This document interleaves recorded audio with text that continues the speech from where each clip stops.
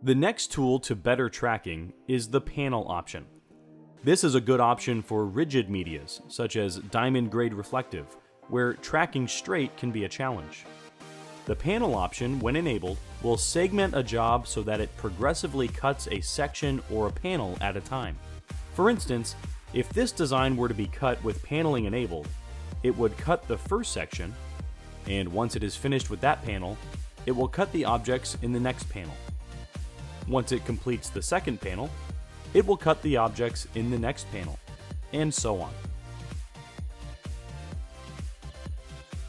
To enable panel cutting, press the pause menu key. Then press the 4 key for media, and then the up arrow key to jump to the next page of options. Next, press the 3 key to open the panel settings, followed by the 1 key, which allows us to enable it, and then press the 1 key again to turn panel cutting on. We can then set the size of the panels by using the arrow key.